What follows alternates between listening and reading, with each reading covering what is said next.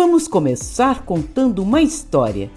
Quando estávamos em nossos primeiros tempos na Umbanda, havia um terreiro governado por um caboclo que vez ou outra incorporava bastante aborrecido, com o comportamento do Exu que chegava junto na dirigente espiritual, reclamando bastante de sua ética na frente de todos.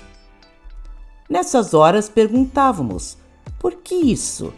Por que todos os caboclos que conhecemos são tão severos? Nunca vemos eles contando uma piada, dando gargalhadas e protegendo atitudes erradas daqueles que procuram nossos terreiros e sabem que isso não será permitido pelo astral superior. Em compensação, todos amam o Exu, que poderá ser brincalhão, rir muito, mas se observarmos bem de perto, nunca veremos um Exu guardião de verdade, protegendo atitudes erradas, se expondo como uma celebridade, ajudando atos criminosos ou que provoquem a dor dos outros. Aí nos perguntamos, de novo, isso é apenas coisa da Umbanda?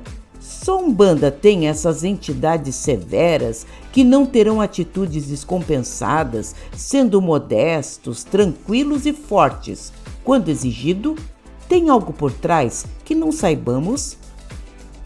Vamos olhar à volta para entender se as outras religiões e doutrinas concordam conosco ou se é coisa apenas de um umbandista. Temos também por hábito observar as imagens dos santos católicos, que normalmente mostram uma certa anemia espiritual. Ouviram bem? Anemia espiritual.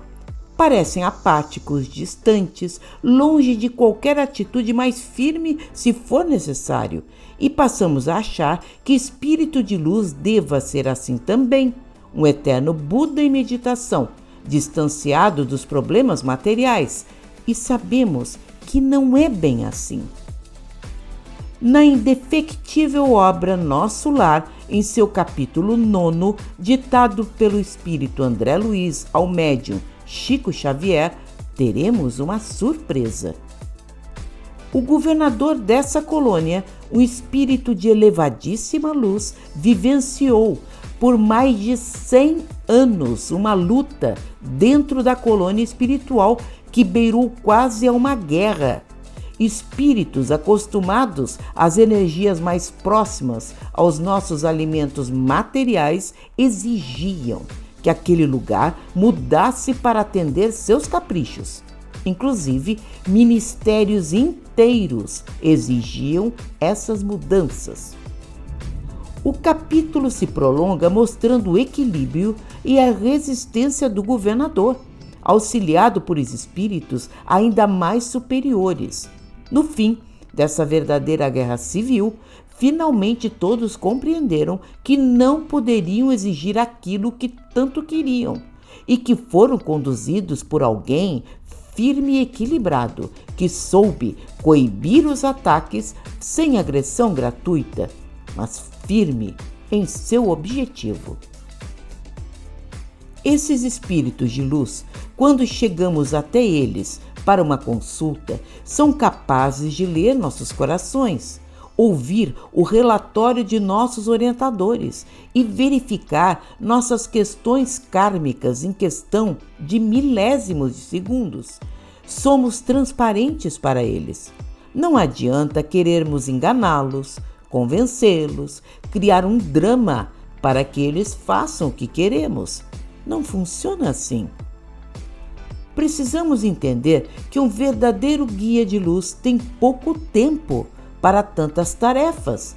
Possui um senso de compaixão profundo por nossa infelicidade, chegando a atender várias tarefas simultaneamente através de seus colaboradores. Como um espírito assim, vai ter tempo e disposição para contar piadas ou achar graça de nossas tristezas. Notamos também que os tempos passam e seus comportamentos não mudam. O que era certo há 10, 20, 30 anos atrás continua sendo certo em nossos tempos. A espiritualidade superior não sofre mudanças de estilos, tendências, modas, conceitos, como temos aqui, quando encarnados. E até aqueles que desencarnaram recentemente, quando se comunicam em nossas mesas mediúnicas, já mostram mudanças de comportamento. Se for um espírito de luz, terão o mesmo equilíbrio, os mesmos conceitos que para nós parecem ultrapassados, coisa da antiga. Mas vemos como são atualíssimos para os espíritos de luz e aqueles que já vivenciam um mundo superior. Poderão concordar ou não conosco, mas de fato, isso acontece na prática e chegamos a conclusões importantes, que a mensagem de Jesus, trazida há mais de 2000 anos, continua mais do que contemporânea. A honestidade, o amor ao próximo, afastar-se de todos os vícios que podem atrasar nossa caminhada, ser bom para com todos dentro do possível, levar a vida mais a sério em todos seus aspectos, parece ser lei na Aruanda.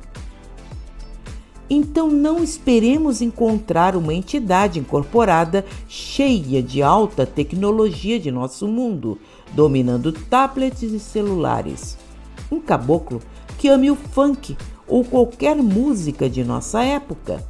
Um caboclo que diga ser o maior de todos, abandonando a modéstia esperada pelos grandes espíritos e o respeito com os demais, rindo e fazendo piada da aparência ou do comportamento de alguém na frente de todo mundo. Se isso acontecer, a Aruanda inteira mudou.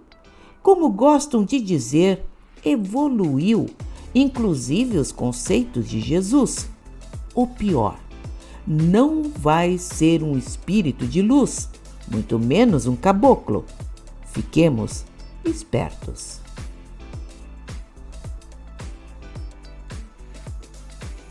Gostou? Dê like, compartilhe em suas redes sociais. Toda semana um vídeo muito especial feito com carinho, apenas para você. Até a próxima!